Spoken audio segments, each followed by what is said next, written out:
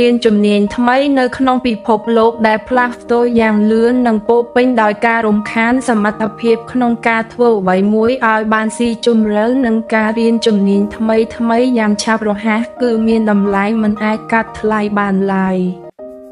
មិនថាអ្នកកំពុងស្វែងរកការឈានទៅមុខក្នុងអាជីពរបស់អ្នកផ្តោតលើការរៀនជំនាញថ្មីជ្រើសរើសចំណង់ចំណូលចិត្តថ្មីឬគ្រាន់តែចង់កែលម្អខ្លួនឯងនោះទេប្រសិទ្ធភាពដែលអ្នកបានរៀនអាចជាការផ្លាស់ប្តូរដ៏ធំបំផុតមួយការរៀនពីរបៀបផ្តោតអារម្មណ៍និងការផ្តោតការយកចិត្តទុកដាក់ឲ្យបានស៊ីជម្រៅអាចជាការផ្លាស់ប្តូរដ៏ធំសម្រាប់ផលិតភាពនិងការអភិវឌ្ឍផ្ទាល់ខ្លួននេះគឺជាគន្លឹះចាក់ស្ដែងមួយចំនួនដើម្បីជួយអ្នកបង្កើនការផ្តោតអារម្មណ៍របស់អ្នក1បំបត្តិការរំខានបង្កើតកន្លែងធ្វើការស្ងៀមស្ងាត់គ្មានការរំខានបិទការជូនដំណឹងរបស់បណ្ដាញសង្គមកុំសិក្សាធ្វើការប៉ាន់តាទេប៉ាន់តាអូទូរស័ព្ទប៉ាន់តាហើយប្រាប់អ្នកដទៃថាអ្នកត្រូវការពេលវេលាផ្តោតលើការងារដែលគ្មានការរំខានការបង្កើតកន្លែងសិក្សានិងកន្លែងធ្វើការដែលគ្មានការរំខានគឺជាដំណើរការដ៏សំខាន់ក្នុងការបង្កើនការផ្តោតនិងផលិតភាពខ្ពស់ដែលវាពាក់ព័ន្ធនឹងយុទ្ធសាស្ត្របង្កើននិងកាត់បន្ថយការរំខានឌីជីថលដើម្បីចាប់តាមសូមពិចារណាអំពីការផ្តាច់ចេញពីអ៊ីនធឺណិតនៅពេលដែលអ្នកធ្វើកិច្ចការមិនតម្រូវឲ្យមានការចូលប្រើអ៊ីនធឺណិតឬទូរស័ព្ទសូមកាត់បន្ថយវាឬក៏បើមិនប្រើប្រាស់កាន់តែល្អ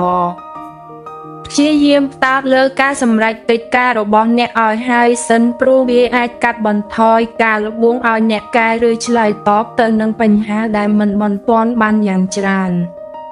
ការទុកទូរស័ព្ទចោលឬអេក្រង់ដែលមិនសំខាន់ផ្សេងទៀតក៏អាចជួយរក្សាការផ្តោតអារម្មណ៍លើកិច្ចការដែលនៅលើដៃផងដែរជារៀងរាល់ព្រឹកកំណត់អាទិភាពកិច្ចការរបស់អ្នកដោយសរសេរកិច្ចការសំខាន់បំផុតដែលសំដៅទៅរកគោលដៅដែលអាចសម្រេចបានមួយចំនួនតូចដើម្បីកុំឲ្យមានអារម្មណ៍លើសលប់ឬហត់នឿយការជូនដំណឹងនៅលើឧបករណ៍ឌីជីថលគួរតែត្រូវបានបិទចោលដើម្បីជៀសវាងការរំខានឥតឈប់ឈរសាកស្រមៃមើលបានអ្នកកំពុងសិក្សាឬធ្វើការយ៉ាងស៊ីជម្រៅភ្លាមនោះការជូនដំណឹងពីបណ្ដាញសង្គមតែមួយក៏អាចនឹងគ្រប់គ្រាន់ឲ្យអ្នកបែកអារម្មណ៍ផ្តោតផងដែរលើសពីនេះទៅទៀតការស្វែងរកកន្លែងស្ងាត់គ្មានសំឡេងរំខាននិងការរំខានគឺជារឿងសំខាន់ក៏ដូចជាការរក្សាបរិយាកាសនៃកន្លែងសិក្សាឬធ្វើការឲ្យមានផាសុកភាពដែលគ្មានការរំខានផងដែរ2អនុវត្តការរក្សាការផ្ដោតអារម្មណ៍លំហាត់ការផ្ដោតអារម្មណ៍ដូចជាការផ្ដោតលើដង្ហើមរបស់អ្នកនិងការវឹកហាត់ខួរក្បាលរបស់អ្នកឲ្យនៅជាមួយបច្ចុប្បន្នកុំគិតអំពីទង្វើដែលមិនស្ថិតក្រោមការគ្រប់គ្រងរបស់អ្នកផ្ដោតលើរឿងដែលអ្នកអាចផ្លាស់ប្តូរបានឬគ្រប់គ្រងបានការរក្សាការផ្ដោតអារម្មណ៍លើអ្វីដែលអ្នកអាចគ្រប់គ្រងបានជាជាងការរស់នៅលើអ្វីដែលហួសពីលទ្ធភាពនៃការគ្រប់គ្រងរបស់អ្នកគឺជានិន្នាការដ៏សំខាន់សម្រាប់ការលូតលាស់ផ្ទាល់ខ្លួននិងវិជ្ជាជីវៈវាចាប់ផ្ដើមជាមួយនឹងការទទួលស្គាល់ភាពខុសគ្នាវាងរឿងទាំងពីរគឺរឿងដែលអ្នកគ្រប់គ្រងបានស្ថិតក្នុងដៃរបស់អ្នកគួរតែជាតួនាទីរបស់អ្នកនិងរឿងដែលអ្នកអាចកែប្រែបាននិងរឿងដែលមិនស្ថិតក្រោមការគ្រប់គ្រងរបស់អ្នកជាឧទាហរណ៍អ្នកអាចសម្រេចថាតើអ្នកឆ្លើយតបយ៉ាងណាចំពោះមតិកែលម្អនៅកន្លែងធ្វើការប៉ុន្តែអ្នកមិនអាចគ្រប់គ្រងនឹងគំនិតដំបូងរបស់អ្នកដទៃបានទេតាមរយៈការផ្ដោតលើការគ្រប់គ្រងនៃការប្រតិកម្មរបស់អ្នកអាចបំលែងការរិះគន់ទៅជាឱកាសសិក្សានិងបង្ហាញពីភាពធន់និងការសម្របខ្លួនបាន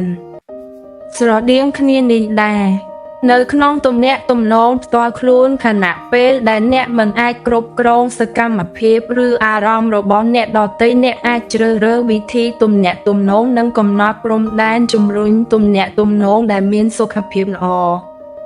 នៅក្នុងវិស័យហិរញ្ញវត្ថុ អ្នកប្រហែលជាមិនមានអំណាចលើការឡើងចុះនៃសេដ្ឋកិច្ចនោះទេប៉ុន្តែអ្នកអាចគ្រប់គ្រងថវិកានិងទម្លាប់ចំណាយរបស់អ្នកដើម្បីធានាស្ថិរភាពនៅពេលនិយាយអំពីសុខភាពភាពប្រែប្រួលនៃសែនគឺចេញពីធម្មជាតិរបស់អ្នកប៉ុន្តែជំរឿរបៀបរស់នៅដូចជារបបអាហារនិងលំហាត់ប្រាណគឺជាជំរឿរបស់អ្នកដែលត្រូវបញ្ជាដែលអាចកាត់បន្ថយហានិភ័យឧទាហរណ៍ក្នុងជីវិតពិតមានច្រើនដែលបុគ្គលផ្ដោតលើទិដ្ឋភាពដែលតាក់ទងគ្រប់គ្រងបានដើម្បីសម្រេចបាននូវភាពជោគជ័យមួយវិញទៀតសិស្សដែលកំពុងតស៊ូនឹងការខិតខំប្រឹងប្រែងពួកគេមិនអាចកែប្រែកម្មវិធីសិក្សាបានទេប៉ុន្តែពួកគេអាចស្វែងរកធនធានបន្ថែមដូចជាការបង្រៀនឬក្រុមសិក្សាដើម្បីបង្កើនការយល់ដឹងរបស់ពួកគេ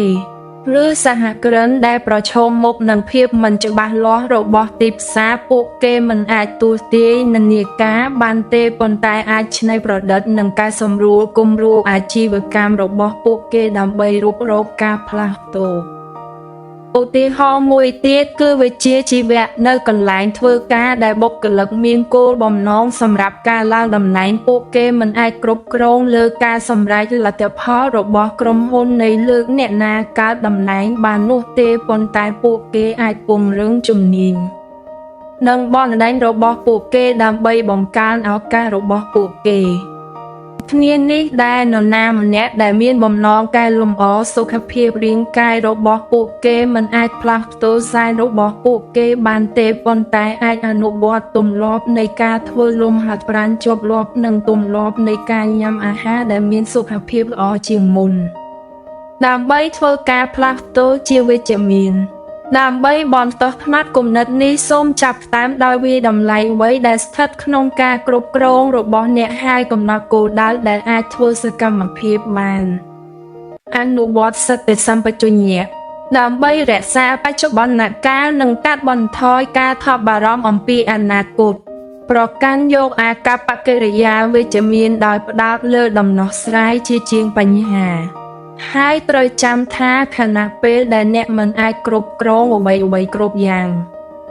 ការឆ្លើយតបរបស់អ្នកចំពោះបញ្ហាប្រឈមអាចកំណត់ផ្លូវរបស់អ្នកនិងមានឥទ្ធិពលលើលទ្ធផលច្រើនជាងអ្វីដែលអ្នកអាចដឹងតាមរយៈការដឹកនាំថាមពលឆ្ពោះទៅរកជំហានដែលអាចធ្វើសកម្មភាពបាននិងរក្សាជំហានសកម្មអ្នកអាចរុករកជីវិតដោយផលិតភាពនិងគោលបំណងទោះបីជាស្ថិតក្នុងភាពមិនច្បាស់លាស់ក៏ដោយ3ប្រើបច្ចេកទេស Pomodoro បច្ចេកទេស Pomodoro គឺជាវិធីសាស្ត្រគ្រប់គ្រងពេលវេលាដែលអាចបង្កើនការផ្ដោតអារម្មណ៍និងផលិតភាពបានយ៉ាងសំខាន់បង្កើតឡើងដោយ Francesco Cirillo នៅចុងទសវត្សរ៍ឆ្នាំ1980វាពាក់ព័ន្ធនឹងការបំបែកការងារទៅជាចន្លោះពេលតាមទម្លាប់25នាទីអមដោយការសម្រាកខ្លីចន្លោះពេលនីមួយៗត្រូវបានគេស្គាល់ថា Pomodoro បច្ចេកទេសគឺសាមញ្ញជ្រើសរើសកិច្ចការដែលត្រូវដំណើរការដូចគ្នានេះដែលនរណាម្នាក់ដែលមានបំណងកែលម្អសុខភាពរាងកាយរបស់ពួកគេមិនអាចផ្លាស់ប្ដូរសែនរបស់ពួកគេបានទេប៉ុន្តែអាចអនុវត្តទម្លាប់នៃការធ្វើលំហាត់ប្រាណជាប់លាប់និងទម្លាប់នៃការញ៉ាំអាហារដែលមានសុខភាពល្អជាងមុនដើម្បីធ្វើការផ្លាស់ប្ដូរជាវិជ្ជមានដើម្បីបន្តផ្នែកគំនិតនេះសូមចាប់ផ្ដើមដោយវាតម្លៃអ្វីដែលស្ថិតក្នុងការគ្រប់គ្រងរបស់អ្នកហើយកំណត់គោលដៅដែលអាចធ្វើសកម្មភាពបានអនុវត្តសតិសម្បជញ្ញៈដើម្បីរក្សាបច្ចុប្បន្នកាលនិងកាត់បន្ថយការថប់បារម្ភអំពីអនាគតប្រកាន់យកអាកប្បកិរិយាវិជ្ជមានដោយផ្ដោតលើដំណោះស្រាយជាជាងបញ្ហាហើយត្រូវចាំថាខណៈពេលដែលអ្នកមិនអាចគ្រប់គ្រងអ្វីៗគ្រប់យ៉ាងការឆ្លើយតបរបស់អ្នកចំពោះបញ្ហាប្រឈមអាចកំណត់ផ្លូវរបស់អ្នកនិងមានឥទ្ធិពលលើលទ្ធផលច្រើនជាងអ្វីដែលអ្នកអាចដឹងតាមរយៈការដឹកនាំថាមពលឆ្ពោះទៅរកជំហានដែលអាចធ្វើសកម្មភាពបាននិងរក្សាជំហានសកម្ម អ្នកអាចរករកជីវិតដោយផលិតភាពនិងគោលបំណងទោះបីជាស្ថិតក្នុងភាពមិនច្បាស់លាស់ក៏ដោយ3ប្រើបច្ចេកទេស Pomodoro បច្ចេកទេស Pomodoro គឺជាវិធីសាស្ត្រគ្រប់គ្រងពេលវេលាដែលអាចបង្កើនការផ្ដោតអារម្មណ៍និងផលិតភាពបានយ៉ាងសំខាន់បង្កើតឡើងដោយ Francesco Cirillo នៅចុងទសវត្សរ៍ឆ្នាំ1980វាពាក់ព័ន្ធនឹងការបំបែកការងារទៅជាចន្លោះពេលតាមទម្លាប់25នាទីអមដោយការសម្រាកខ្លីចន្លោះពេលនីមួយៗត្រូវបានគេស្គាល់ថា Pomodoro បច្ចេកទេសគឺសាមញ្ញជ្រើសរើសកិច្ចការដែលត្រូវដំណើរការកំណត់កម្មវិធីកំណត់ម៉ោងរយៈពេល25នាទីធ្វើការលើកិច្ចការរហូតដល់ម៉ោងរបន្ទាប់មកសម្រាប់រយៈពេលខ្លីប្រហែល5នាទីបន្ទាប់ពី Pomodoro 4 ដងគួរតែសម្រាប់យូរជាងនេះពី15ទៅ30នាទីវិធីសាស្ត្រនេះជួយរក្សាកម្រិតនៃការផ្ដោតអារម្មណ៍ខ្ពស់ដោយការពារការអស់កម្លាំងនិងគ្រប់គ្រងបន្ទុកនៃការយល់ដឹងវាមានប្រសិទ្ធភាពជាពិសេសសម្រាប់កិច្ចការដែលទាមទារឲ្យមានការខិតខំប្រឹងប្រែងផ្លូវចិត្តជានិរន្តរភាពដូចជាការសិក្សាការសរសេរឬការសរសេរកូដដើម្បីអនុវត្តបច្ចេកទេស Pomodoro ចាប់តាមដោយរៀបចំផែនការកិច្ចការសម្រាប់ថ្ងៃនិងប៉ាន់ប្រមាណចំនួន Pomodoro ដែលត្រូវការសម្រាប់កិច្ចការនីមួយៗ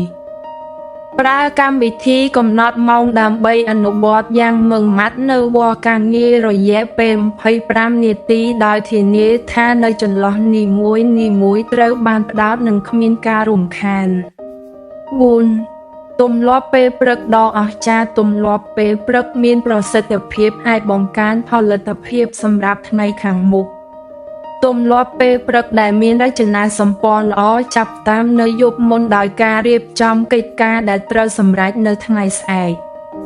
អ្នកអាចសរសេរអំពីការងារដែលត្រូវធ្វើនៅថ្ងៃស្អែកកំណត់ពេលវេលាឲ្យបានច្បាស់លាស់ថាអ្នកធ្វើវានៅពេលណាម៉ោងប៉ុន្មានជាដើមវាជាវិធីដ៏ល្អបំផុតដែលជួយរំលឹកអ្នកអំពីការងារសំខាន់ដែលត្រូវសម្រេចនិងជៀសវាងការសរសៀពេលការរៀបចំសម្លៀកបំពាក់រៀបចំផែនការអាហារនិងការកំណត់បញ្ជីការងារត្រូវធ្វើបំបត្តិការបាត់បង់កម្លាំងក្នុងការសម្រេចចិត្តនិងរក្សាថាមពលផ្លូវចិត្តសម្រាប់កិច្ចការប្រចាំថ្ងៃការភ្ញាក់ពីដំណេកនៅពេលណាស្របគ្នានឹងប្រព័ន្ធដកដង្ហើមធម្មជាតិរបស់អ្នកអាចនាំឲ្យសុខភាពផ្លូវចិត្តនិងផលិតភាពកាន់តែប្រសើរឡើងពេលភ្ញាក់ពីដំណេកការធ្វើសកម្មភាពងាយៗមិនថាជាការហាត់ប្រាណឬការធ្វើសមាធិអាចជួយឲ្យរាងកាយនិងចិត្តមានថាមពលការសរសេរកំណត់ហេតុអាចបំភ្លឺអារម្មណ៍ផ្លូវចិត្តវិជ្ជមាននិងការដឹងគុណជាពិសេសការយល់ដឹងខ្លួនឯងកាន់តែច្បាស់អំពីគំនិតអារម្មណ៍និងគោលដៅរបស់អ្នកនិងការផ្ដោតអារម្មណ៍សម្រាប់ពេញមួយថ្ងៃការរក្សាជាតិទឹកគឺសំខាន់ណាស់បន្ទាប់ពីគេងរាប់ម៉ោងដូចនេះការផឹកទឹកជាលើកដំបូងនៅពេលព្រឹកគឺមានប្រយោជន៍ណាស់សម្រាប់សុខភាពអាហារពេលព្រឹកដែលមានជីវជាតិផ្ដល់ថាមពលរឹងមាំមួយសម្រាប់កិច្ចការខាងមុខការជៀសវាងការមើលទូរស័ព្ទភ្លាមបន្ទាប់ពីភ្ញាក់ពីគេងនិងចាប់ផ្ដើមថ្ងៃដោយមិនមានការរំខានបង្កើតឲ្យមានការផ្ដោតគំនិតនិងធ្វើសកម្មភាពនៅពេលព្រឹកពីគេងជាដំបូងដូចជាការផឹកទឹកការធ្វើអាហារពេលព្រឹករួចផឹកទឹកសម្រាប់ការព្យាបាលខ្លួនក្នុងការសម្រេចការងារដែលអ្នកបានកំណត់ប្រកបដោយភាពហ្មត់ចត់និងវិន័យខ្ពស់អ្នកខ្លះយល់ឃើញថាការដោះស្រាយឬសម្រេចកិច្ចការដែលពិបាកបំផុតជារឿងដំបូងនៅពេលព្រឹកគឺមានប្រសិទ្ធភាពខ្ពស់នៅពេលដែលធនធានផ្លូវចិត្តមានកម្រិតកំពូលអាចមានប្រសិទ្ធភាពជាពិសេសអ្នកផ្សេងទៀតអាចចូលចិត្តចាប់ផ្ដើមជាមួយកិច្ចការដែលងាយស្រួលជាងដើម្បីបង្កើតសន្ទុះកំណត់ទម្លាប់ពេលព្រឹករបស់អ្នកឲ្យស្របនឹងតម្រូវការនិងចំណូលចិត្តរបស់អ្នកគឺជារឿងចាំបាច់ព្រោះมันមានវិធីសាស្ត្រណាមួយដែលសមនឹងផលិតភាពទាំងអស់នោះទេការឆ្លុះបញ្ចាំងពីអ្វីដែលដំណើរការល្អបំផុតសម្រាប់អ្នក និងការសម្រួលទម្លាប់របស់អ្នកឲ្យសមស្របអាចនាំទៅរកផលិតភាពប្រកបដោយនិរន្តរភាពនិងថ្ងៃដែលពោរពេញដោយការបំពេញបន្ថែមនិងការសម្រេចភាពនៃការកេងប្រកបដោយគុណភាពគឺមានសារៈសំខាន់សម្រាប់មុខងារនៃការយល់ដឹងរួមទាំងការផ្ដោតអារម្មណ៍ធ្វើដូចនេះចូលគេងនិងក្រោកពីគេងក្នុងពេលតែមួយរាល់ថ្ងៃគេងម៉ោង11ក្រោកម៉ោង6វាប្រកាសថាអ្នកទទួលបានដំណេកយ៉ាងតិច7ម៉ោងរាល់យប់រក្សាសីតុណ្ហភាពក្នុងបន្ទប់អ្នកត្រជាក់ល្មមក្រោម20អង្សាបន្ទប់របស់អ្នកត្រូវតែងងឹតបិទគ្រប់ឧបករណ៍អេឡិចត្រូនិកទាំងអស់6រក្សាជាតិទឹកនិងញ៉ាំអាហារឲ្យបានល្អអាហារូបត្ថម្ភនិងជាតិទឹកបានត្រឹមត្រូវអាចជះឥទ្ធិពលយ៉ាងខ្លាំងដល់សមត្ថភាពប្រមូលផ្តុំការផ្ដោតរបស់អ្នក7កំណត់គោលដៅច្បាស់លាស់បំបីកិច្ចការទៅជាជំហានតូចៗដែលអាចគ្រប់គ្រងបានហើយកំណត់គោលដៅជាក់លាក់និងកំណត់ពេលវេលាសម្រាប់ការសម្រេចវគ្គនីមួយៗនៃការងាររបស់អ្នក8សម្រាប់ឲ្យទៀងទាត់ការសម្រាកខ្លីអាចជួយឲ្យចិត្តរបស់អ្នកស្រស់ស្រាយនិងបង្កើនផលិតភាពទាំងមូលការគេងពេលថ្ងៃត្រង់ត្រឹម30នាទីអាចធ្វើឲ្យអ្នកមានកម្លាំងនិងការផ្ដោតរបស់អ្នកឡើងវិញបាន9ធ្វើកិច្ចការតែមួយក្នុងពេលតែមួយផ្ដោតលើកិច្ចការមួយក្នុងពេលតែមួយជំនួសឲ្យកិច្ចការច្រើនដែលអាចកាត់បន្ថយប្រសិទ្ធភាព